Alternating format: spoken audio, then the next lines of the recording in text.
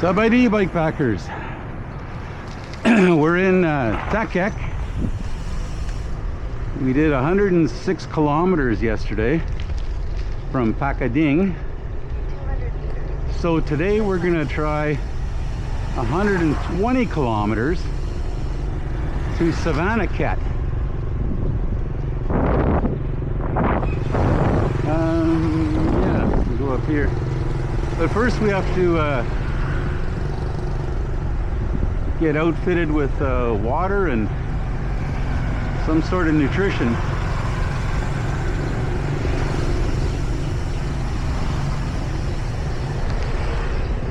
Otherwise it's going to be a struggle.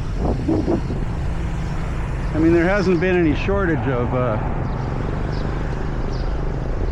vendors along the route from Thakhek, so I'm sort of expecting the same thing today.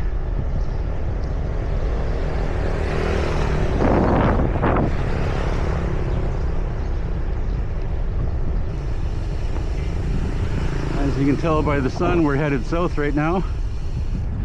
That's the Mekong to the right, and a nice shot of what's going down in Thailand over there.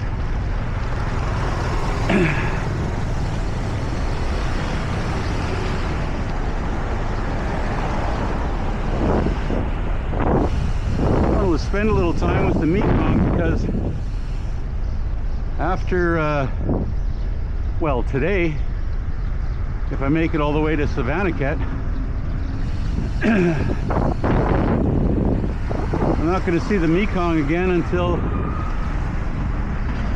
we come back to Thakhek, maybe, and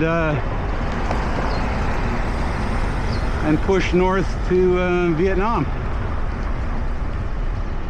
And then once in Vietnam, gonna go to the coast and then head north to Hanoi, and then northwest of there to get to the starting point of the Ho Chi Minh Road, which I'm gonna ride all the way down to southwest of Ho Chi Minh City, Saigon. And that's when we get the next glimpse of the Mekong, because we'll be in the Mekong Delta.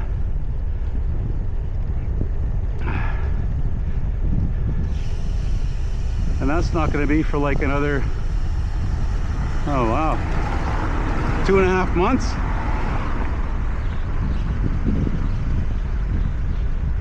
If things go well.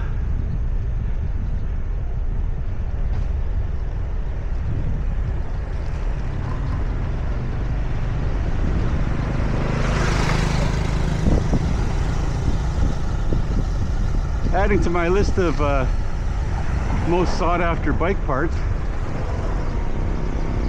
you know, like brake pads are right at the top of the list, but now so is a general clean lube and adjust service.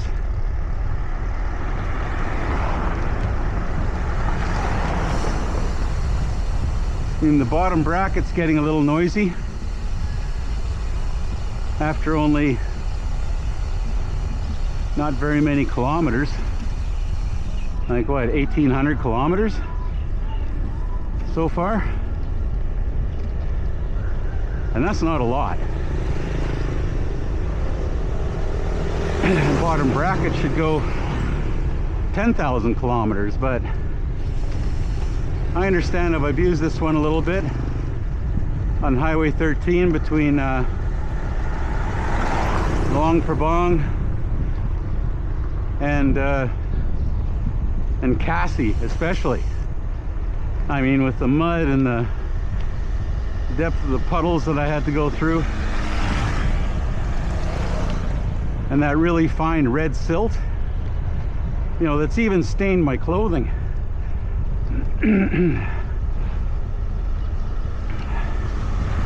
So I can see where, you know, it might reduce the life of the bearings by half, but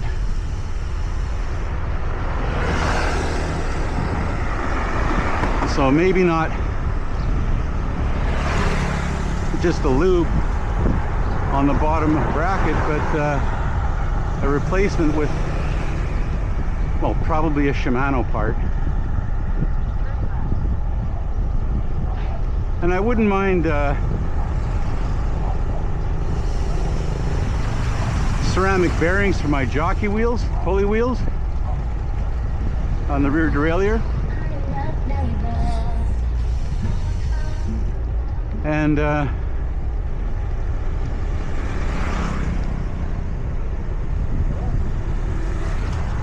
yeah, the bottom bracket's going to be name brand. It's not going to be something from Timu or whatever, because that's what's on here now.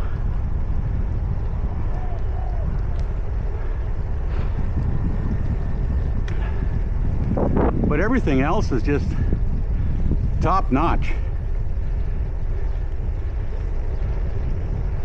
I mean, despite the overloaded bashing these wheels have taken, they're still true as can be.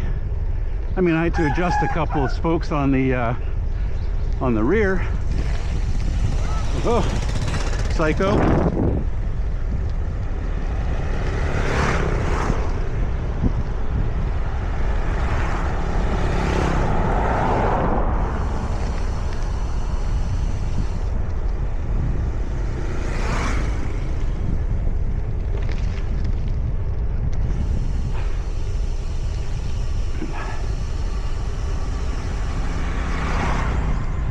I don't know if I'll bother buying any more expensive TPU tubes.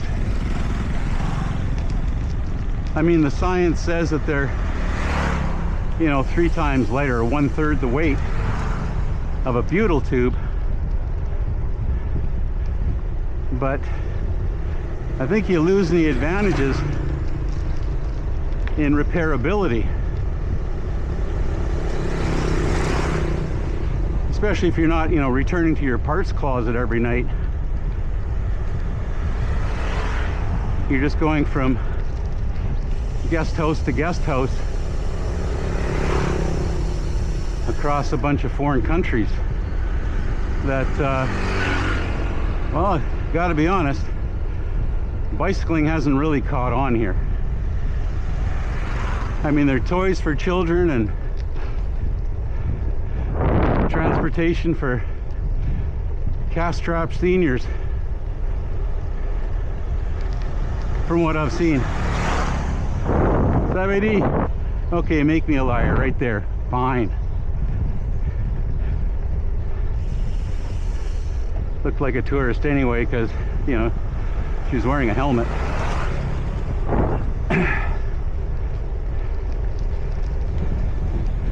And I'd say like probably 1 out of 25 scooter kids bother with helmets.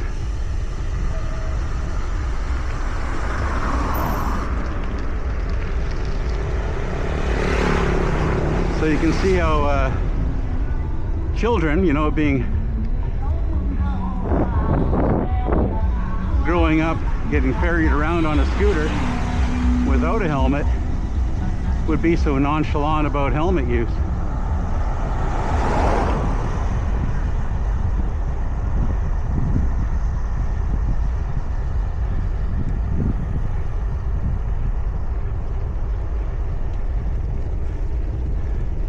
Another old lady gonna look up? Gonna look up? Oh, there you go.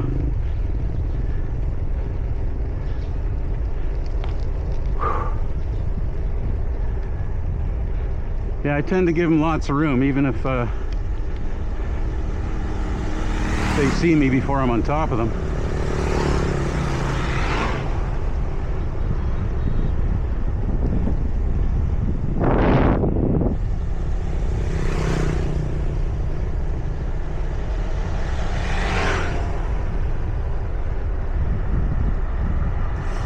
Because believe it or not,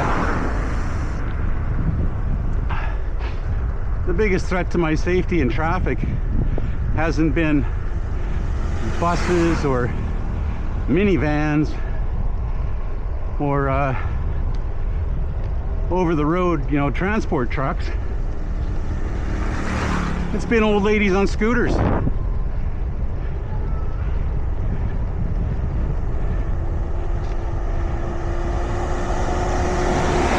They just head out into traffic, just oblivious to anything coming up on them.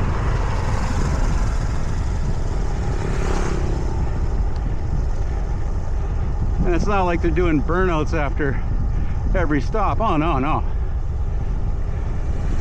They'll start out, you know, 2 kilometers an hour till they start to find their balance, and then gradually give it a little bit more. And I'm coming up on them at 20 kilometers an hour.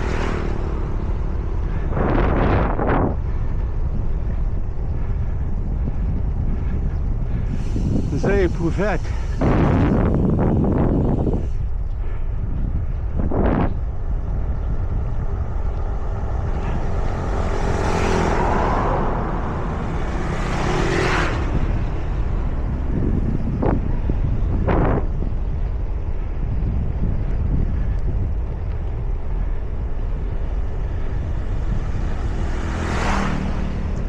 Still in the solar powered street lamp district.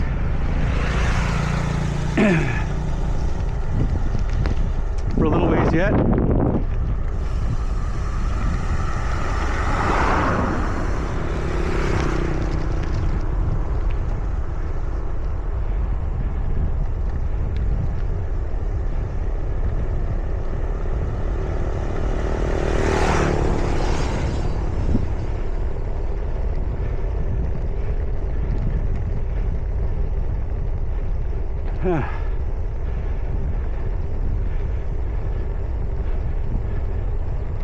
Okay, well, we'll put this down and loop you back in. Oh, get over, you asshole.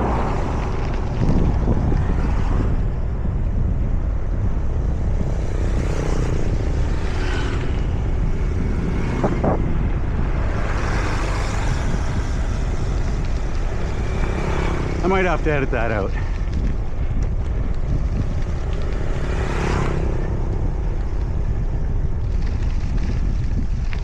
It's not like he was ripping 80 kilometers an hour in a Ford Raptor. Yeah.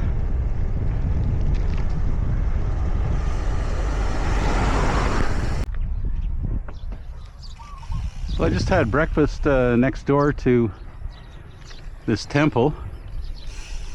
It's called Wat Patong Si Kotabong. I didn't pronounce that right, but you get the gist.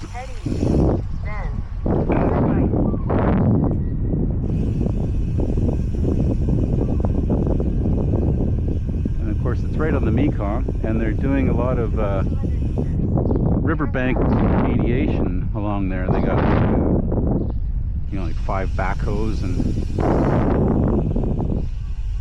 we're gonna go down here now. No, and we're not, because then we have to go through there.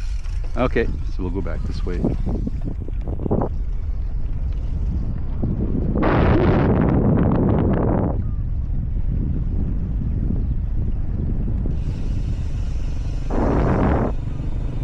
Looks like it's quite a park.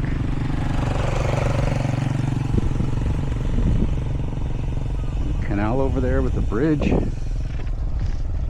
Turn left. Turn left. Can't turn left. There's elephants over there.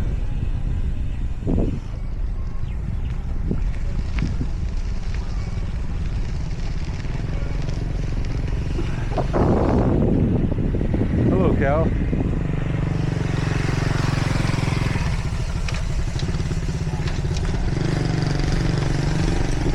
Uh-oh.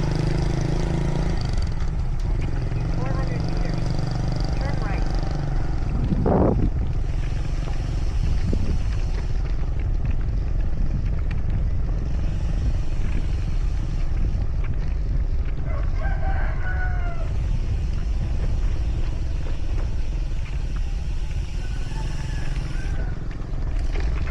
Hate to say it, but should have listened to Google.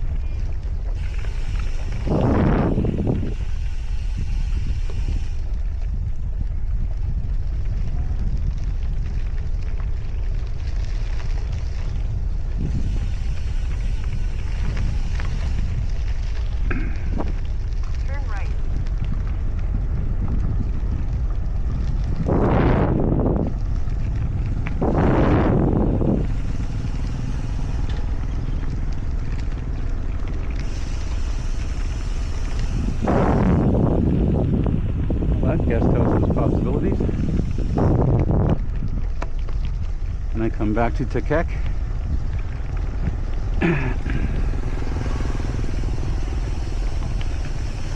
See, we have to come back to Thakhek after Savannakhet, Savannakhet, after spending some time there, because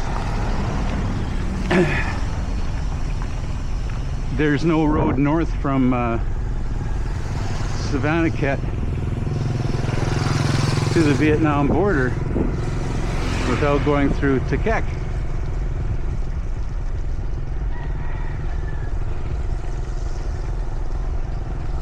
So we'll do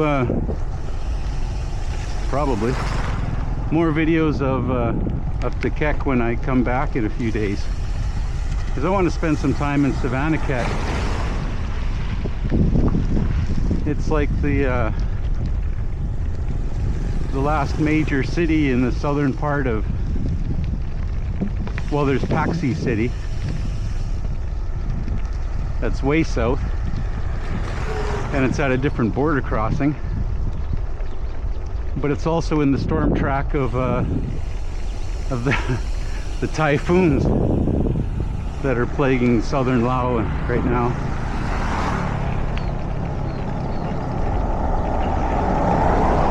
And Vietnam, for that matter. I mean, lots of a lot of flooding, especially Hoi An, Da Nang.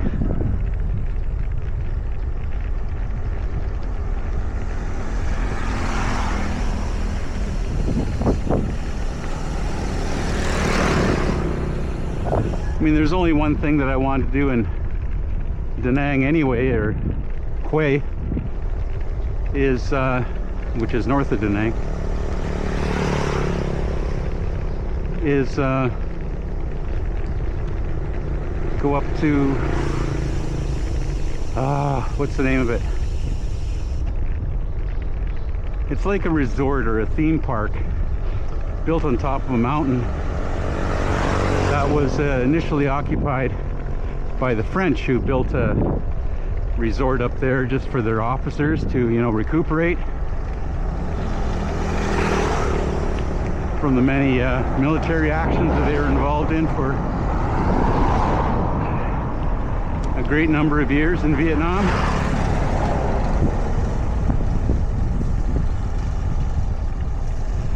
And when the French finally left, it was repurposed by the Vietnamese, I suppose.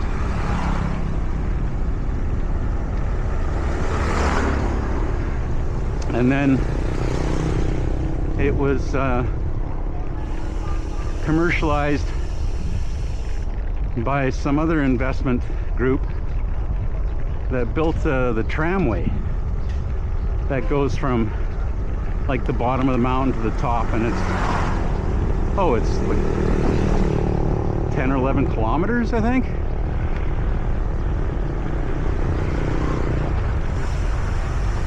And of course my plan wasn't to take the tramway up there. It was to bike the service road, well, which definitely has some steep sections, but it's not a killer climb like, Joffrey Lakes Road in BC, north of Whistler.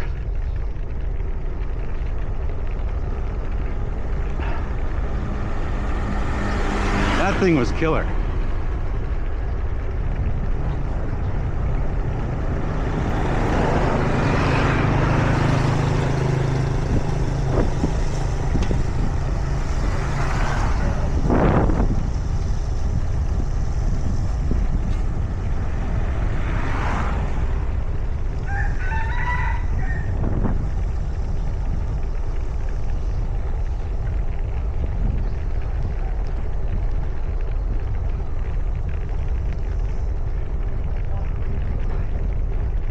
Okay, this road isn't the worst, but I don't think I'll be able to do like 10 hours on it.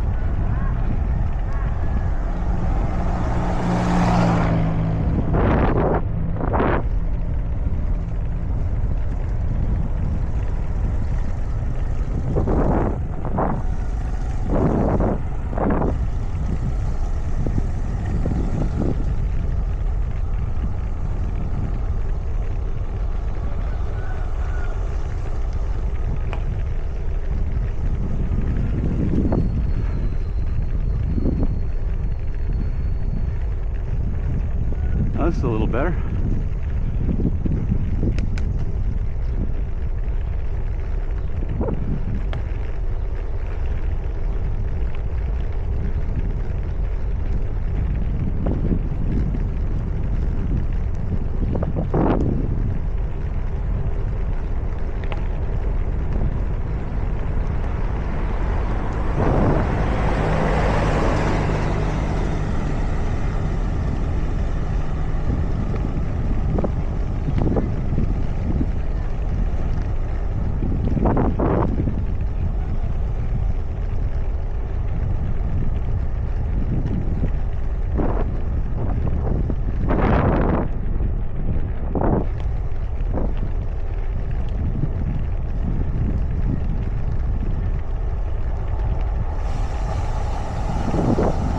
Don Maya.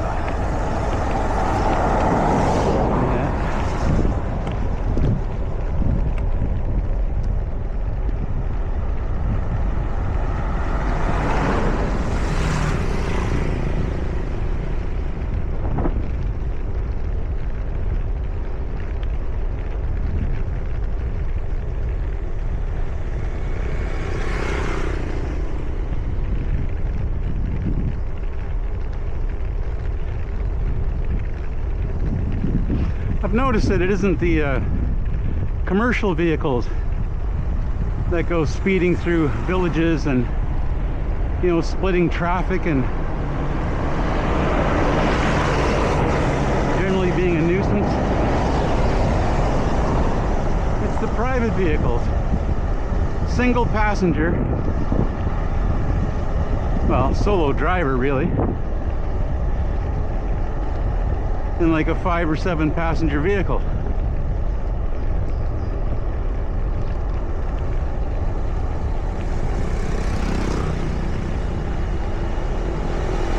Tuk-tuks give way, taxis give way, minibuses give way.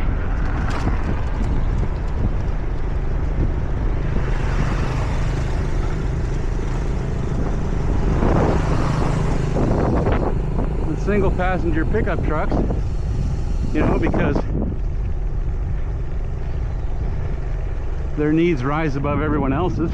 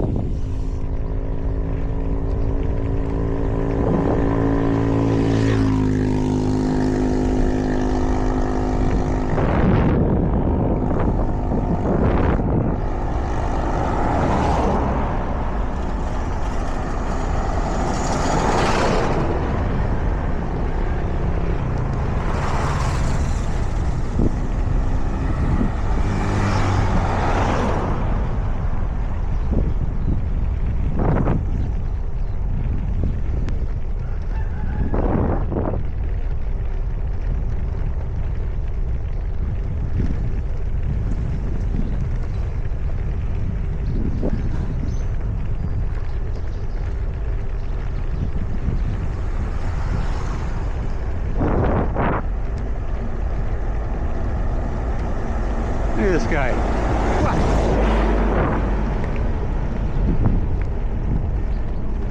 He gives the vehicle he's passing more room than he does the cyclist he's approaching.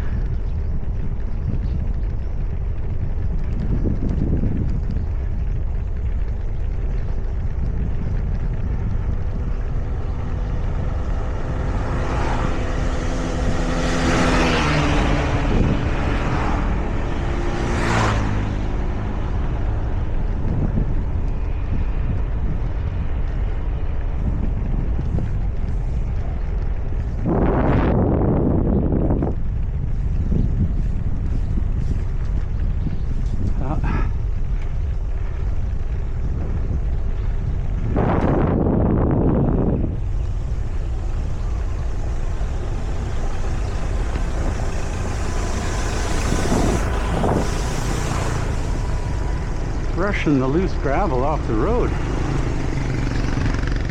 Chapeau, sir.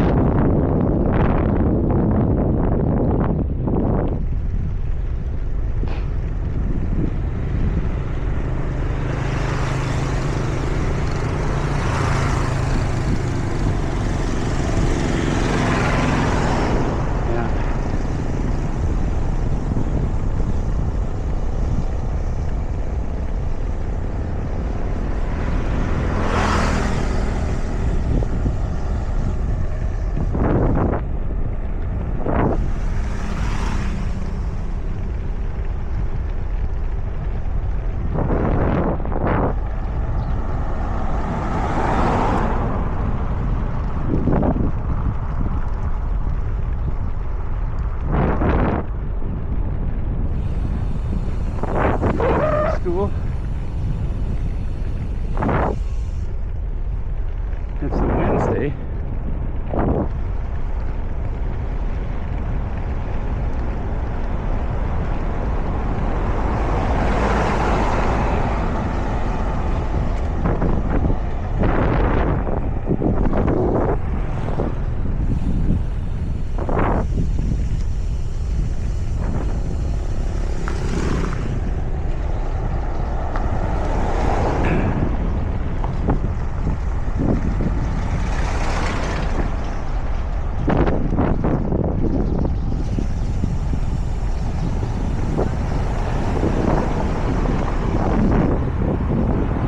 Building at the time.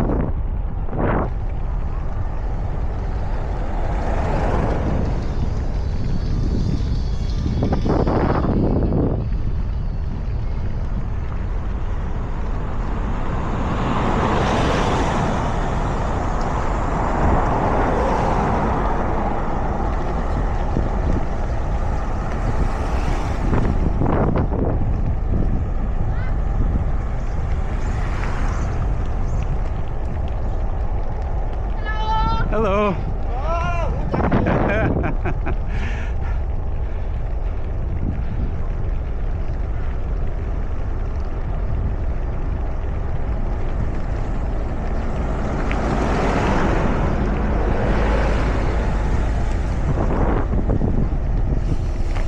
Okay, let's finish bouncing through this village and I'll get some more footage. Sabay bike packers. We're at Kengboa right now on the banks of the Mekong. Before the floods, this was fairly, like, not that long ago, like 8 months ago. This whole area was like restaurants and not necessarily a floating market, but a place like that set of concrete steps over there used to go up to a restaurant, and there's the foundation for the restaurant, concrete still in the water. And this bridge here was I believe it was a motorized ferry crossing over to Thailand over there. And now it's not much, except the place, you know, for me to eat my breakfast, which was some sticky rice and some meat on a stick and water. So we're still about 40 kilometers from Savannakhet, and only about 4 kilometers from where I stayed last night at the OA guest house. Nothing fancy there, but it was only 120,000 kip for the night. air conditioner. That's about all you can say about that. So we're going to climb back out of the river valley here up to what passes for the main road. It's pretty brutal. It's mostly loose sand, red clay, and you know, rocks, gravel. We're in Savannakhet now. We've been here for a few hours actually. Just touring around, looking for a good guest house in a good location. And I found one for 160,000 kip per night, so I booked for 5 nights. That was a bit of a adventure in itself. Because I didn't have any money on me, right? So the first guest house I went to, I said, well, how much is this one? 180,000. Okay, it's got all the stuff, you know, like a ceiling fan that that oscillates, and air conditioning, and a, you know, like a full bathroom and all that. And so anyway, I said, okay, can I just give you 160,000 right now, because I have to go find an ATM to get some more money out. I said, oh no, can't do that. And I said, okay, thanks anyway. So I went to the next one, like just roaming around looking for guest house signs. And then there was another one, again 180,000 a night, but she wouldn't let me put my bike in the room.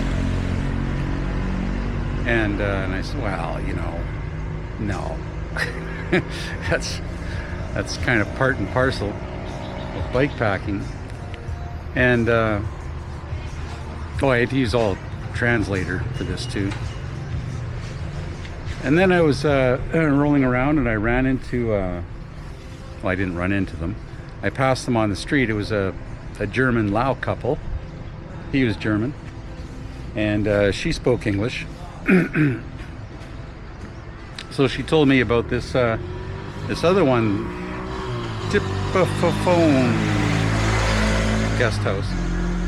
So I went there, and the husband and wife owners, I said, okay, 160,000 kip per night. That's awesome. 5 nights, then 800,000.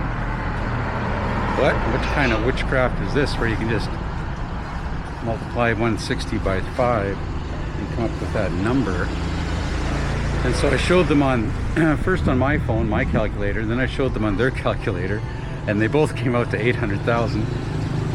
And I already counted off the 800,000 and gave it to the guy. Then he gave it back to me, and he says, no, you can only stay for 1 night. And I said, wait a minute, 1 night? Why? I don't understand why I can't stay for 5. And he says, well, basically, oh, what did he say? He said something that Google Translate couldn't figure out. And so I said, well, can I stay 5 nights? And he said, yes. And I said, okay, well, is the price still 160,000 kip per night? He said, yes. Okay, so 5 nights. Oh, that's what it was. It was 5 nights, 5 days. And I said, well, I won't be in the hotel during the day. I just need the hotel to sleep in, right? At night. And that's usually how they're charged, is by the night. And so anyway, he figured it out. You know, like, stay 5 nights. This is number 1, whatever day this is. Might be Thursday. Not sure. And so anyway, it was just, yeah, like 1, 2, 3, 4, 5 nights. Then the next morning, I'll leave, go back to Thakhek, and then begin my odyssey towards Vietnam, to the mountains, where there's no guest houses or homestays or hotels on Google Maps. But I'm sure there are. I mean, I'll just have to stop over at one of those roadside vendors and ask them, like, you know, where can I lay my head tonight? So I'm hoping for an impromptu homestay even. You know, like, oh, come stay with us. But who knows? And I found a bike shop where the bike mechanic will be here in the morning. It's down about a half a block in that direction. And so I decided to have dinner here before it gets too dark. See, the sun's just about to set. So I ordered a pizza, Jimmy's Pizza. Jimmy Pizza Savannakhet.